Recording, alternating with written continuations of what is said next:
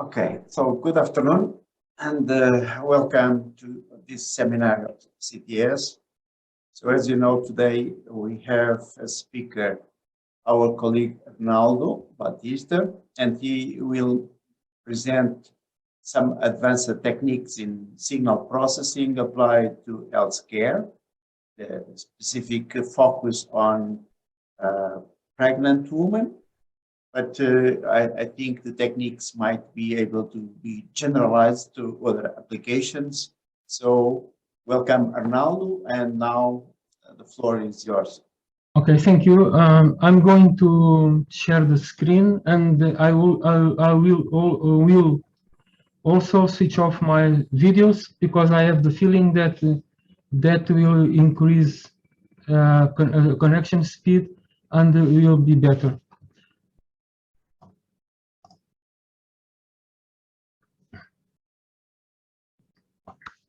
So at the end of the presentation, as usual, there will be a period for discussion and questions, and our colleague Nuno Paulino will be the moderator for that part of the session. Okay. Okay.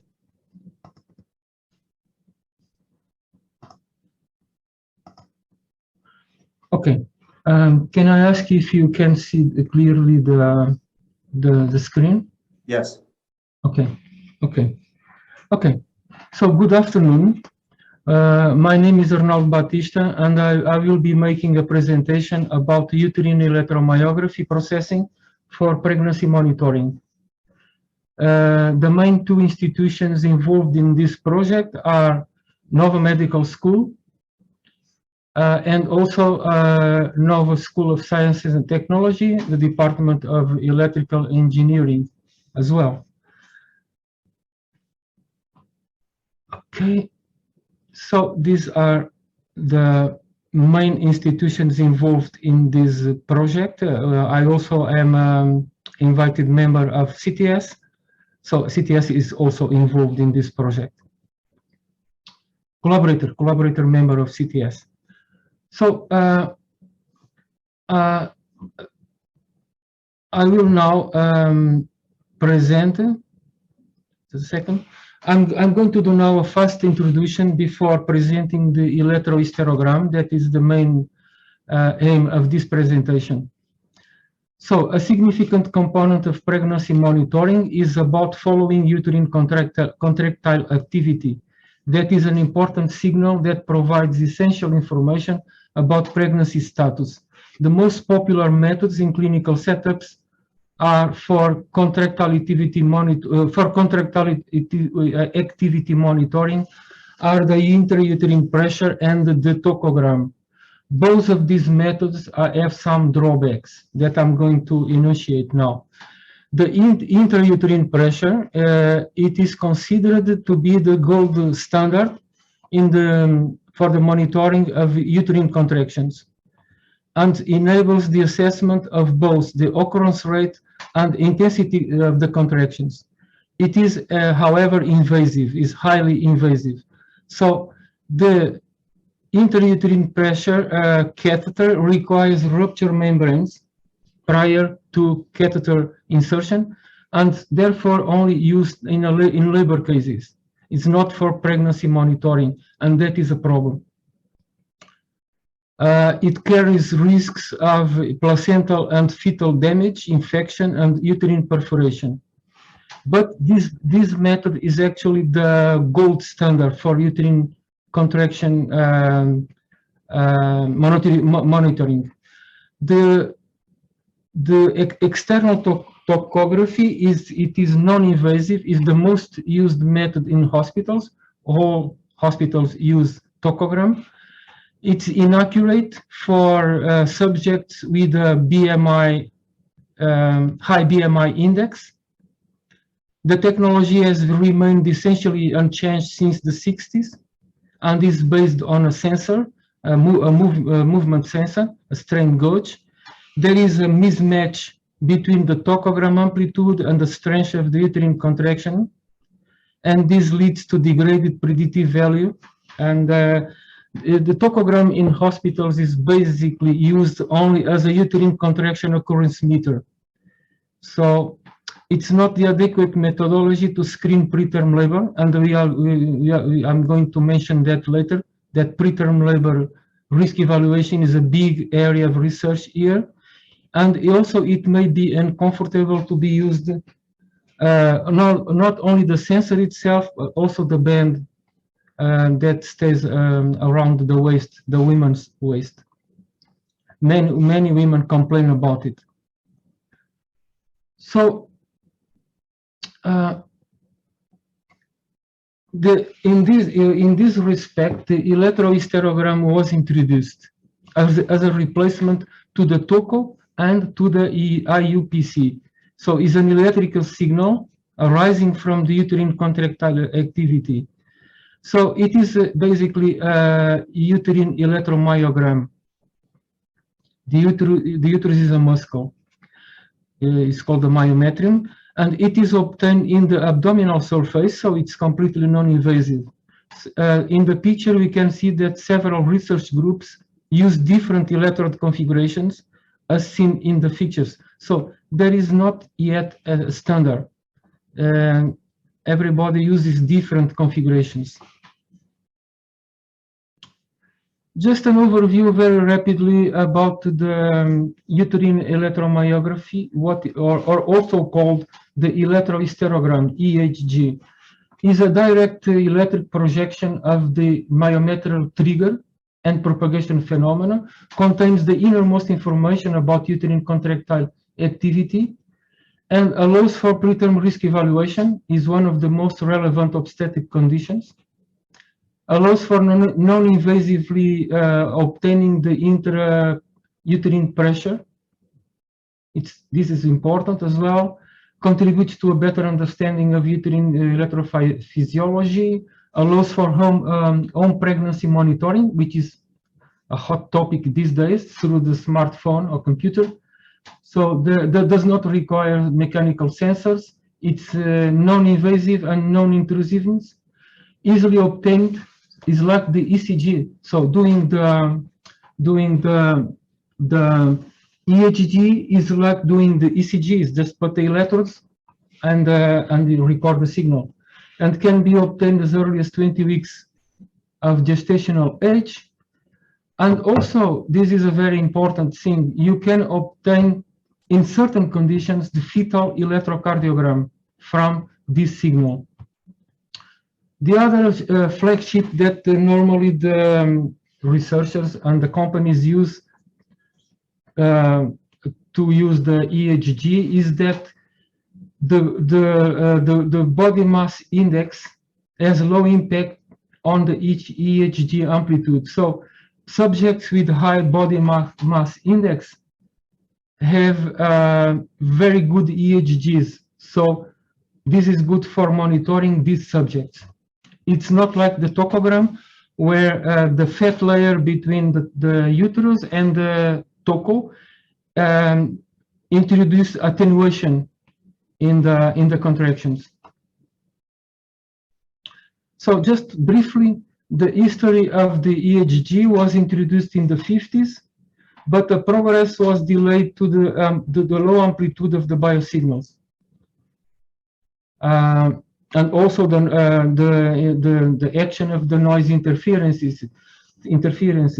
Tocography negatively impacted the development of EHG technique, and still does, because it's widely used in hospitals, and there is a well-established interpretation paradigm. So basically, the doctors they don't like to deal with a new signal. They prefer to deal with a tocogram they have used for many years.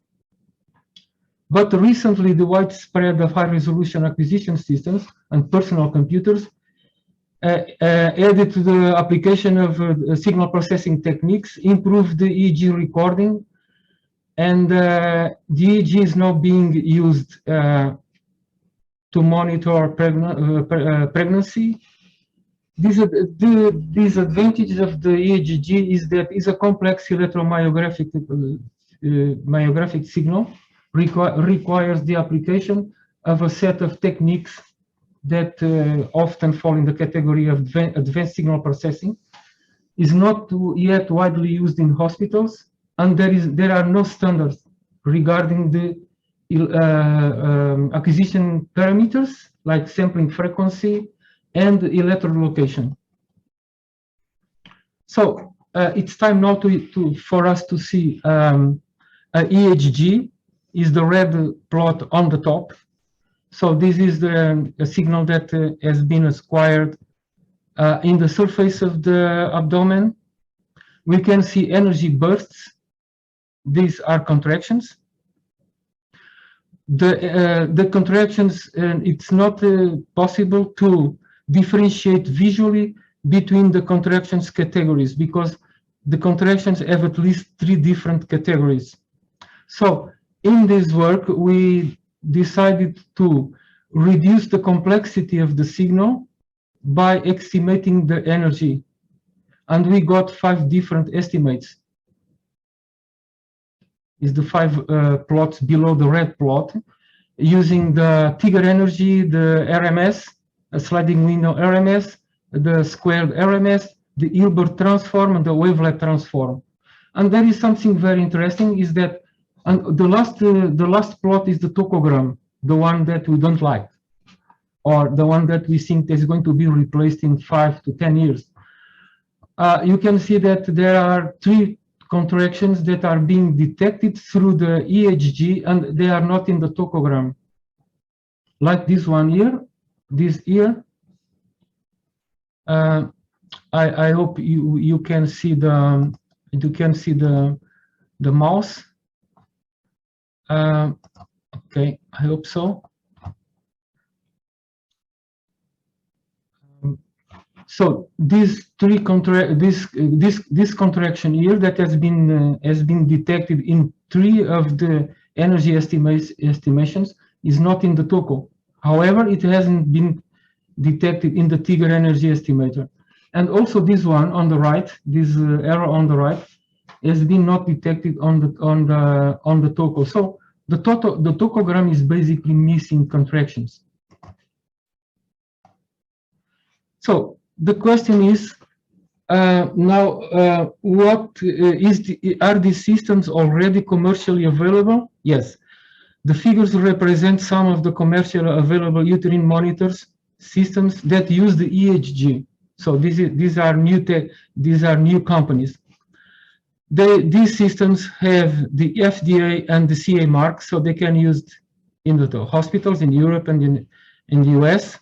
And as far as I know, only one hospital in Portugal has bought the Philips Avalon system, the one on the right, Philips Avalon system. But at the moment, they are having problems about recording the fetal ECG, which actually was their main reason to buy the system.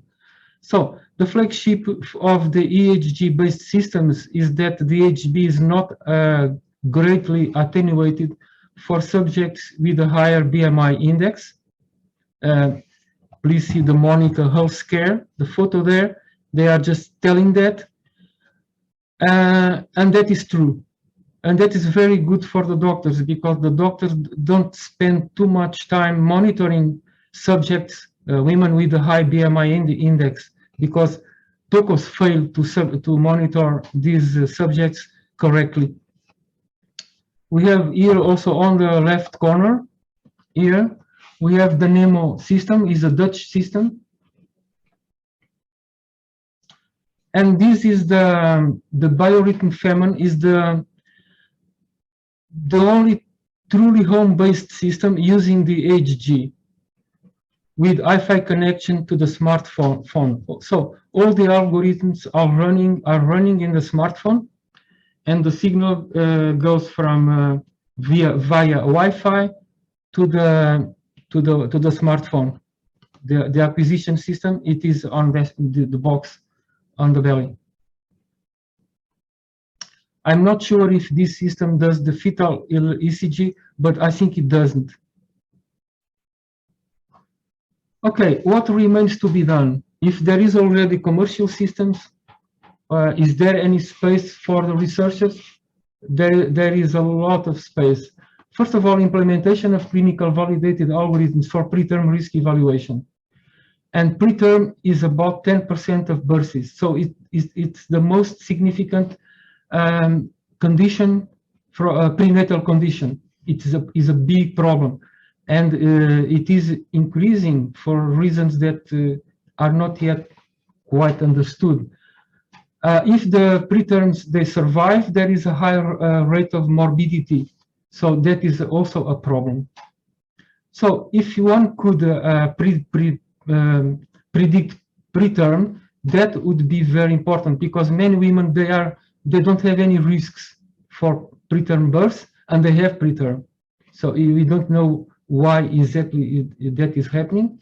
Some women have identified risks, but that's different. We don't use those subjects in our studies.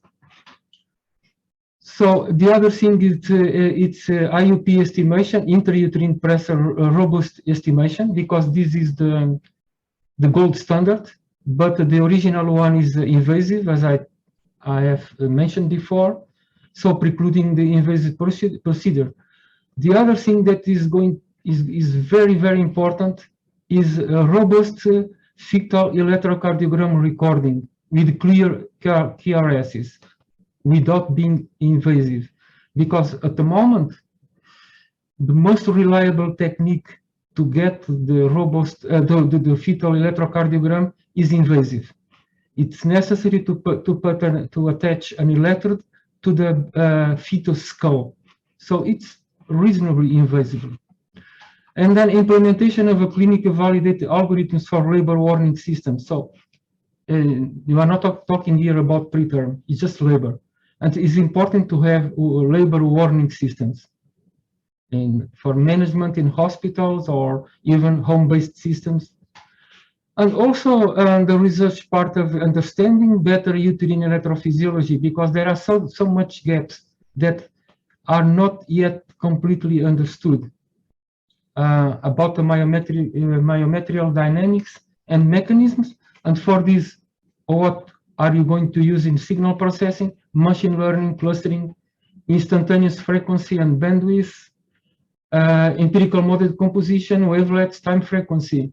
And then we come to the certification, CE and FDA of the algorithms. And also one important thing is the EEG database development for algorithm testing, because when you have an algorithm, we have to test it, and the best is to test on databases, EEG databases. So now I'm going to mention the main existing EEG databases.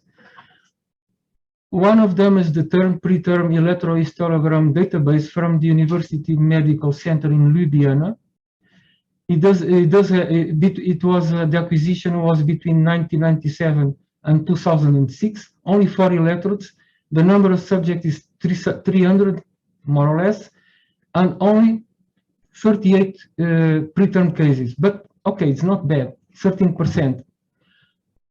This database is used by about 90% of the papers where they study about preterm risk evaluation. So it's widely used database. Then you have the Icelandic database of the University of Reykjavik between 2008 and 2010. It's only 45 subjects and 122 recordings. The sampling frequency is 200 Hertz, whereas in the TP-EHG database, the first one, is 20 Hertz only. This database, the Icelandic database, only has 4 preterm cases, so we cannot use it for preterm risk evaluation. We were designated by the makers of this database to be the beta users, because they were afraid of the database not being ready for public domain, and we used it for 2 years, and then we corrected some aspects, and the database is now online. And then we have our own database, the Maternity Alfredo Costa, and FCT, MAC FCT database. So it is a joint venture between our faculty and maternity Alfredo Costa. We already have the ethical commission clearance granted. We began our acquisition in 2017. The expected number of preterm cases is 50. Maybe you are being optimistic, but this is our goal. The expected time span to obtain 50 preterm cases is 4 to 6 years of acquisition. We have over 16 channels. The Reykjavik database has 16. We have more, and so far 32 women have been recorded. At the moment, because you haven't published anything about this database yet, we have decided not to reveal the elected configuration as yet. So, what are the challenges about EHG recording and processing? The challenges are that the other biomedical signals are noise for us. So, for instance, the electroocologram, when the eyes move, there is an electrical signal. Electroencephalogram, maternal respiration is a big problem for us. The maternal electrocardiogram, also the bowels movement. Every time the bowels move, there is an electrical signal. It is a big problem for us. Also, the anal sphincter also generates an electrical signal, which is a problem. Also, the bladder also is a generator. So this is what we want to keep, the electrohysterogram. All other signals for us are noise. The most serious ones are the maternal ECG and maternal respiration, because they overlap, the bandwidth of these signals overlap completely with the EHG signal. This is the bandwidths that we have studied. Now, please let me introduce our group, the Uterine Explorer project. It was established in 2016, more or less. And the main core of the group is Professor Fatima Serrano, is a gynecologist and obstetrician. And Dr. Catarina Reis, also gynecologist and obstetrician. Sarah Russo, which is a biomedical engineer in our faculty, and myself. So all the project gravitates around the Uterine Explorer application. All the code is here, and is developed. This application is developed in MATLAB and is ready now to be deployed to be a standalone. It deals with the signal of each EHG recording subject by subject. So it's not, it doesn't deal with the database itself, works subject by subject. So just to give you an idea, in the menu, the user selects here on the top which database is going to use and opens the data, and then does have here this EHG montage, selects which channels you want to process, and then can do a lot of signal processing algorithms like wavelet transform, the new wavelet L1 transform, time frequency representation, empirical model composition, and instantaneous frequency estimation as well. Pacemaker location, I will tell you about this a bit later. And EHG energy estimation. This was something that the doctors asked us to do, because they thought that the EHG originally was too complex, and you reduce complexity by getting the energy estimation and also IUP estimation here. So many of these blocks are master theses. For instance, IUP estimation is by itself a master thesis. We get the master thesis, and then we get the code, and we put the code here in Uterine Explorer. Also, this maternal respiration, you can now obtain the maternal respiration indirectly here.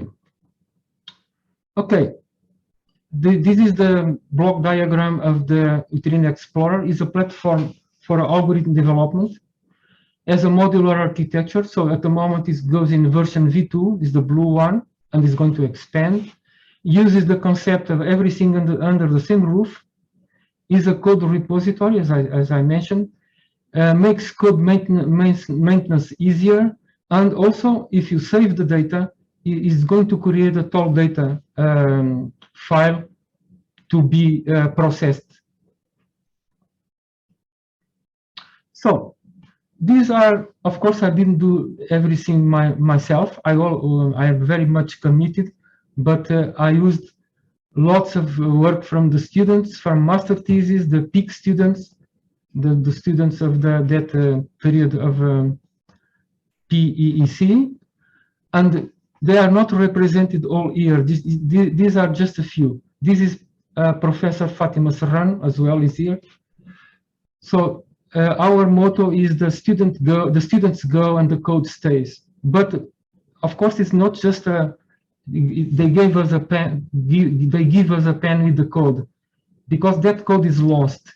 Even if I have the code, I don't know how to use it. That code is lost. What we do is to put the code immediately in Uterine Explorer. So the code will be there. We know what are the input-output references. It will be easier to track it or to maintain the code or change it. So I would like to mention our first master thesis from Katerina about electrohysterogram. This was the first master thesis in FCT about EHG. It was an important first step for us. And it was about EHG spectral analysis.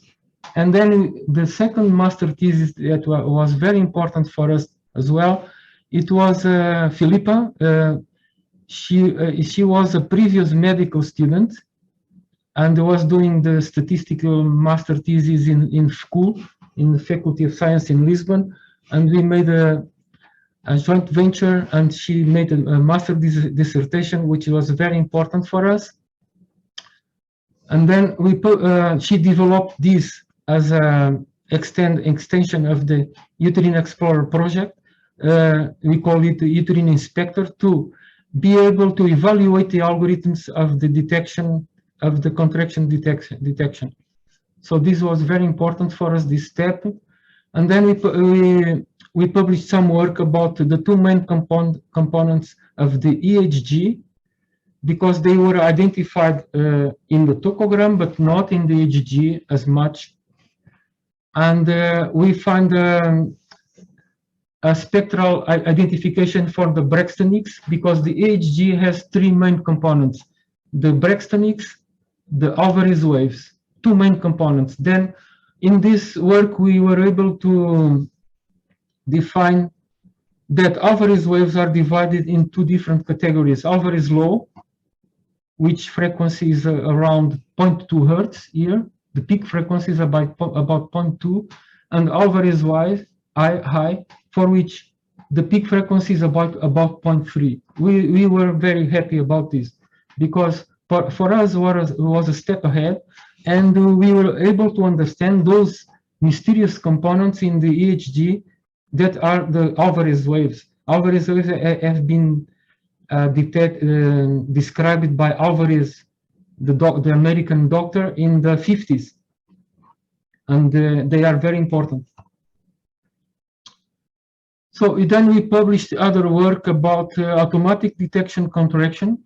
So this figure here represents the EHG itself, and the problem is how are we going to detect the contraction? How are we going to not visually doing it because there are so many? So we developed an algorithm for this, and as you can see, it's not easy because the signal is very non-stationary, and we found out the best algorithm for this is the squared RMS, and this is a surprise because this is the least sophisticated of all the algorithms that we tested. And recently we published this as well, a new way to see to the contractions of one individual only, or of whole database. So we called it the contraction gram. This, I think it will be important for preterm risk evaluation. And our most recent paper is a review paper about Alvarez only. We are very much interested about these wave components. And let me introduce you Alvarez waves. They are like sinus waves, more or less. They are not complicated. Their spectra is below, this picture here below, and they are thought to be the labor triggers. So means that if Alvarez are detected, maybe this is an indication that labor is approaching. But of course, this is not yet demonstrated at all. And now let me introduce our first venture in machine learning. This is a master dissertation that has been finished in our department. José used machine learning for preterm risk evaluation using the database, the Ljubljana database, TP-EHG. And he found accuracy at 91% for an ensemble of algorithms that include deep learning and the neural networks. So this is our first step in machine learning. I hope we can continue with this, as machine learning really is in our horizon. Also, let me introduce you the elusive uterine pacemaker. It has been, unlike the heart muscle, where there is a well-defined pacemaker, it is still speculated if the same mechanism exists in the uterine muscle, because we know that one day, we call it the D-day, is the labor day.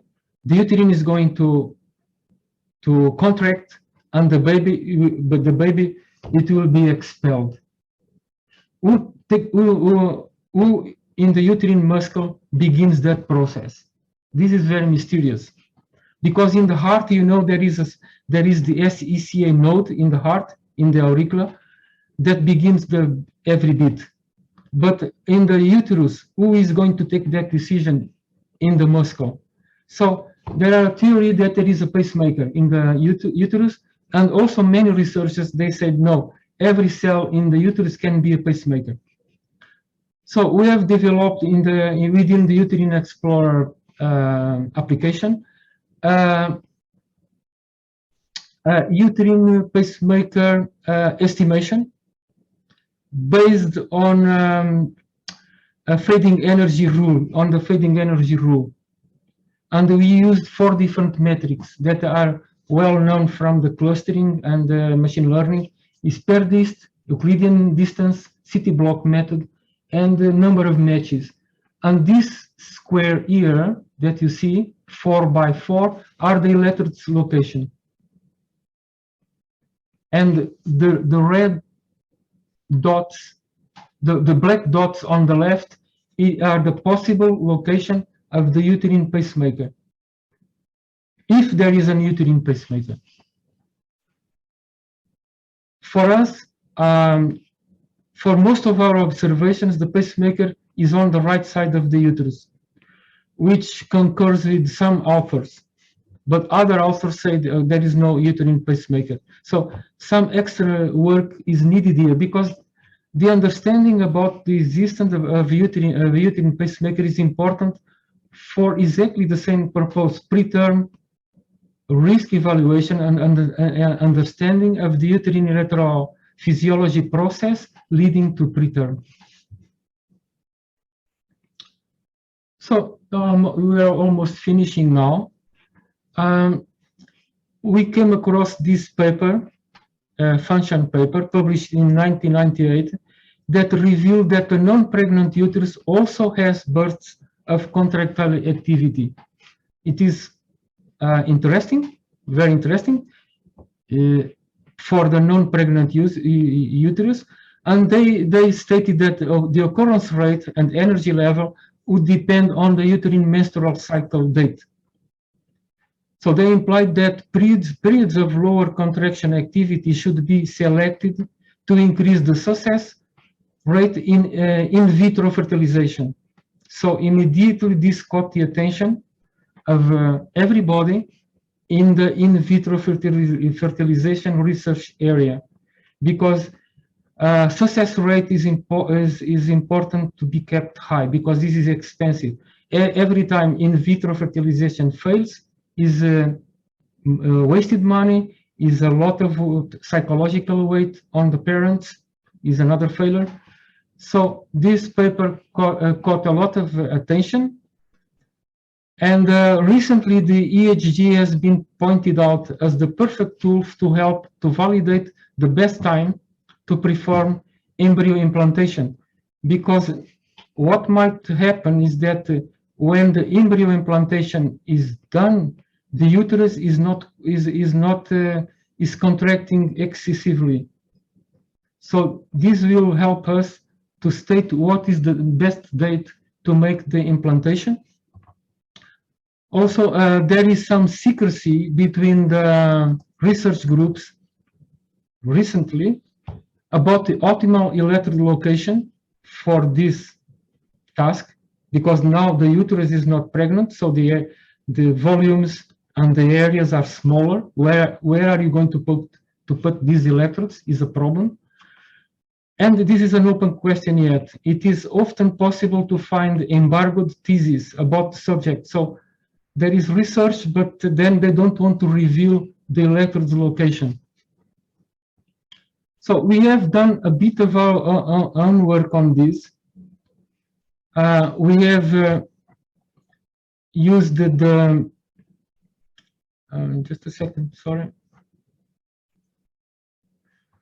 Oops. We have done some work, limited work on EEG recording on the non-pregnant uterus using the Faraday shielded room in our department. We acquired not only the non-pregnant signal, the EEG coming from the non-pregnant uterus, but we at the same time we acquired the signals that whose amplitude is higher, so this is a problem, like the ECG here, the ECG, like the signal coming from the stomach, is called the forgot the name, something I will tell you later, and coming from the balls, this one here, and the 4 electrodes for the uterus are these ones, A11, A4, A12, and A3, and they are non-invasive. So these students of mine, they did these recordings, but then we didn't have enough subjects to go on this study. But this study is very promising, and there's a lot of people interested on this, namely people that is working in vitro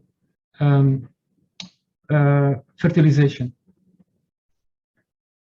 Okay, thank you very much. I think this is all I have to tell you for today. Okay, thank you for your presentation. Now the floor is open to questions. Does anyone have a question that want to ask Professor Arnaldo?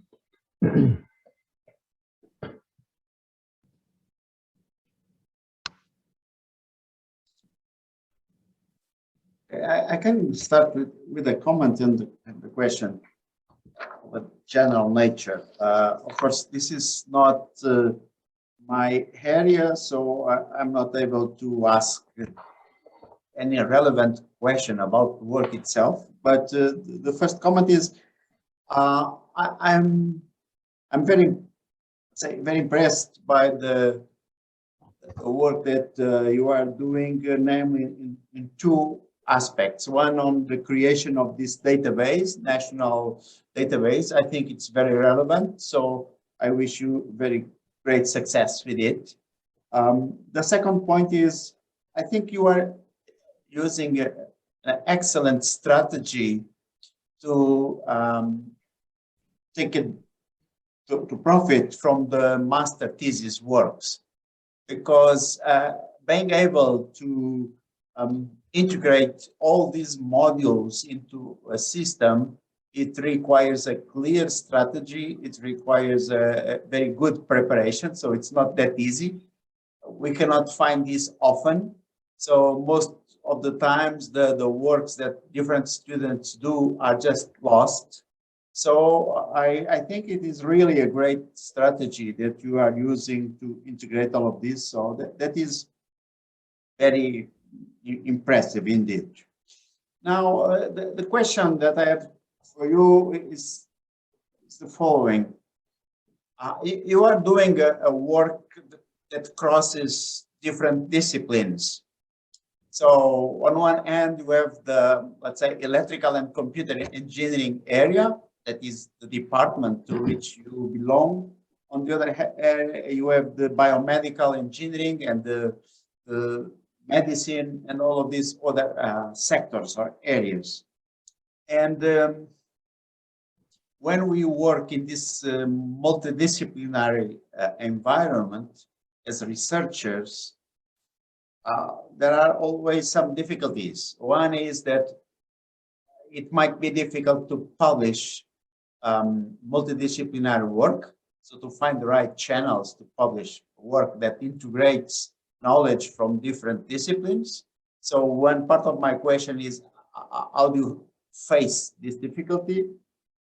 And the second question is, many times when we apply our research to other fields, there is the risk that our colleagues from our own department, or I mean from our own scientific area, consider that this is just application, and the innovation is on the other side. So I believe that by solving these problems that you are mentioning, it is very relevant for society.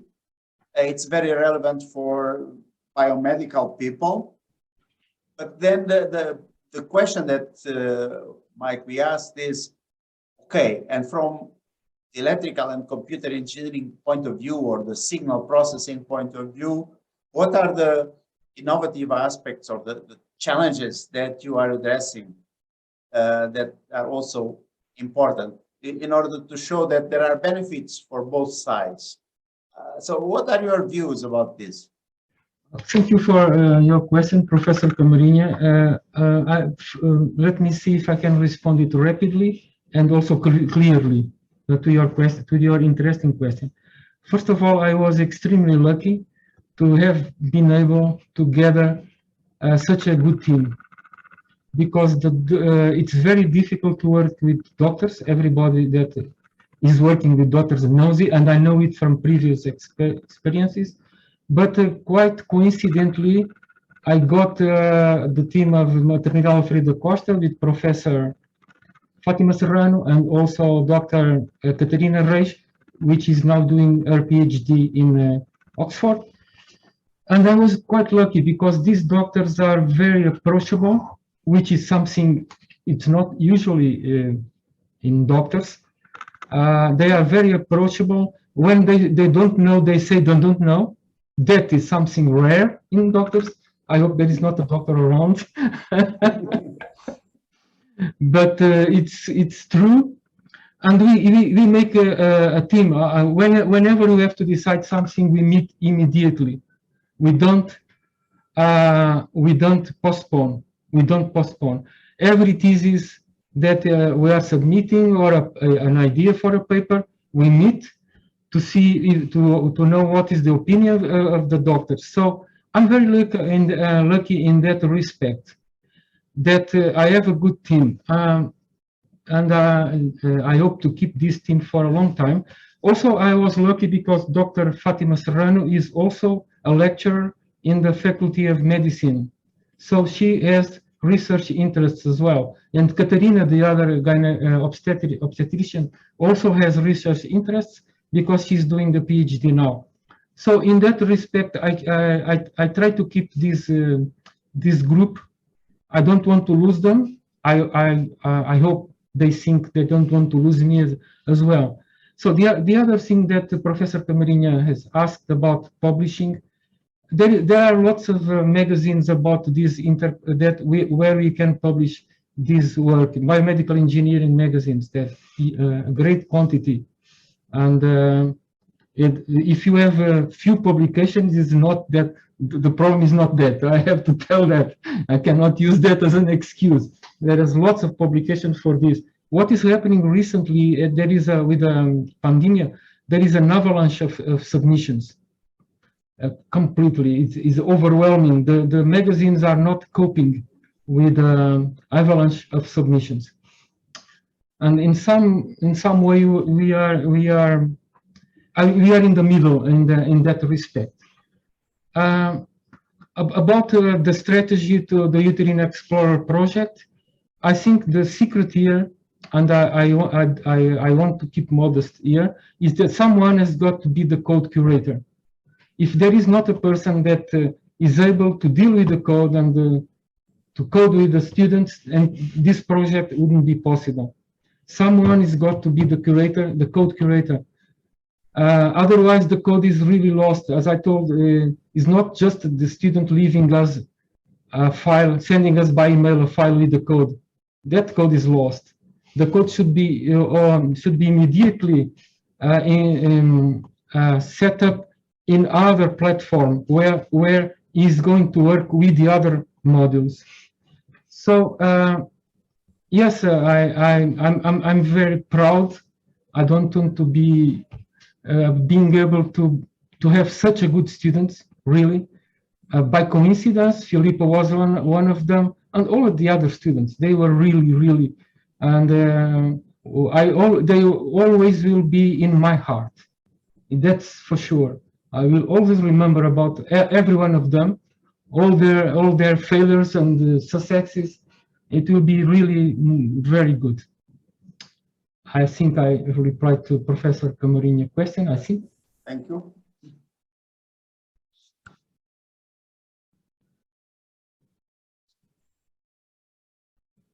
Sorry, I muted my sound. Are there any more questions? Good afternoon. I have a question. It's maybe is a bit strange, but with the problem that we have right now for gathering data, especially about personal data and privacy of people that you are gathering data from them, how you are deal with this subject, because it's medical data and is very related to the people and also related to the children. And this data could be in future be used against the unborn children right now, and which will be or in future. Is there any problem for that, and how you're solving it? Okay, Sana, for your question. We don't deal with children. For us, we used to say when a subject, a woman, is in labor, is not our problem anymore. This is the way we work. We just go until labor. So we don't deal with children. But what we have. But my question is like this: when you are gathering data from the pregnant mother, you are kind of gathering data regarding to the that kid also, that baby also, because there is a lot of information regarding our health. For example, insurance company can use this in future against those people. Sorry, I didn't get your question. Now I get your question completely. Yeah, absolutely. We have clear-cut rules in the Maternidade Alfredo Costa. The ethical commission was very clear, so we have everything defined about who is going to, who knows the name of the patients. For instance, I should tell you that I don't know. For me, a patient is a number, but there is one element in the group that is Sarah. Sarah knows. Sarah is the only person that knows the name of related to that patient number. Of course, there is an history, as you clearly said, because there is a baby that is going to be born, and there is an history about it. And of course, that is serious, but we have the ethical commission is very serious about it. For instance, the ethical commission was very clear saying that you shouldn't call a lady, a pregnant woman, for your recordings. You cannot do it. The recordings will occur when the pregnant woman comes for the consultation, the regular consultations. Then you can do the recordings. You cannot call the lady and say, please, can you come over? You have to do an extra recording, because that is not allowed. So there are clear-cut decisions. And the main one is for us to, every time somebody wants to give some data or publish something, we have to talk about us. But I should tell you that all databases to be successful have to be open access. I don't see data closed in a computer. Open access data is the future, because you are, and it's good for you because you get lots of citations, huge amounts of citations, because somebody is using that data. So it's tremendously good for your reputation, for your age index. It's correct, but it raised me another question, exactly your answer, that is open access data. What about national security when you are giving this data in the public, and how you protect the European population or Portuguese population if some genetical attack wants to happen for your country? You are publishing all of data without name. I understand there is no name, but it can be a kind of public disaster. Exactly. For instance, when we finish our database, we are going to be able to know what is the preterm rate in Portugal, and is that going to hurt the country in some way? Maybe. If it is too high, maybe investors somehow will say, okay, this is a problematic country, we are not going to invest here as far as preterm risk. Or on the contrary, you can attract researchers on preterm risk, preterm evaluation, because it is very high. For instance, if it is very high. Of course, it is not. Portugal is a modular country in that respect. Portugal had for many years one of the lowest preterm risks in Europe. Compared with Sweden and Norway, it is really, the health system in that respect, prenatal, always worked very well here in this country. Well, in the last 5 or 6 years, well, it's not, things are a bit offsetting, but it's very good. So you are true about, you are correct about it, but our dream is about publishing this data set, the maternity, Alfredo Costa Maternidade data set, because you want to publish it, you want to make it online. And everybody in our group agrees about it. And of course, you can remove the names, you can remove everything. Metadata is there, but not the actual names. But as you told, there is always information hidden there that might hurt or valorize on the reverse the country where the data was published, or the group, or the hospital. It is more the hospital than the country, because this was acquired in a hospital setting. So you are telling about that hospital in particular. Thank you very much. Thank you. Are there any more questions? Actually, I have a question. One of the things that you said in your presentation is, and you even hide the way you do it, is that the way the electrodes are set up is very critical for determining a good signal, and then you do the signal processing on top of what kind of signal you recorded on the electrodes. So my question is, why are you not trying different electrode configurations on the same subject, doing 2 or 3 recordings with 3 different electrode configurations, and see if there is any difference there, and try to figure out what's the best option? Because it seems like you have decided we're going to use this from start to finish. So it looks like you're not doing any kind of research there. Yeah, that is a very good question, because that was what the other groups have done. Exactly, because for instance, the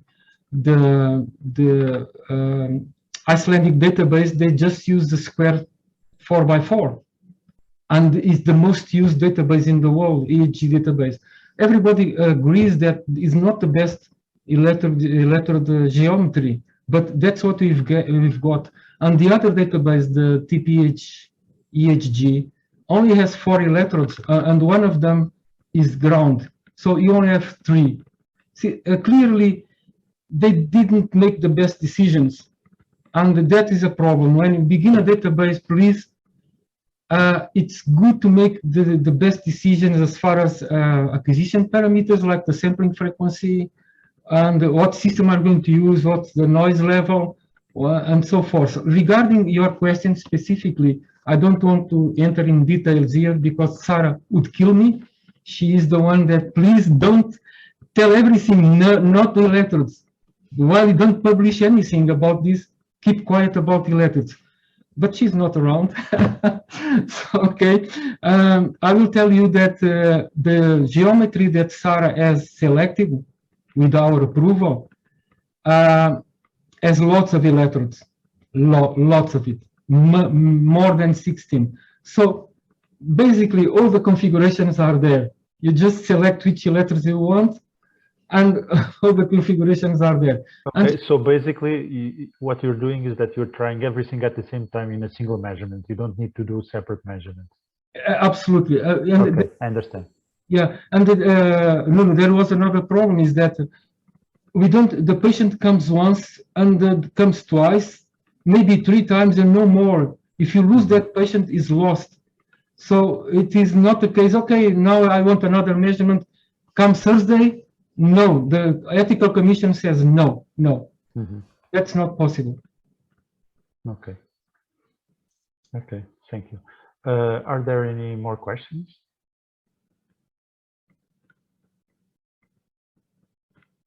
No. So I think we should end here. I would like to thank very much Professor Arnaldo for this very interesting presentation, and I would like to thank everyone that attended it. And I would like to wish a good weekend. And I think Professor Camarino might want to mention the next seminar, no? Oh, okay. Yeah, the next seminar is planned for the 6th of December. So it will be on a different day, it will be on a Monday. And the presenter will be Nuno Fachada from Copper Labs. So it's again not from CTS, but from this other center that is in conversations with us to join us. So 6th of December, you are all welcome to this seminar.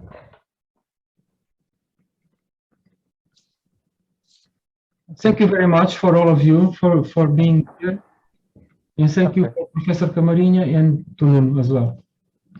Bye. Bye-bye. Thank you. Bye-bye.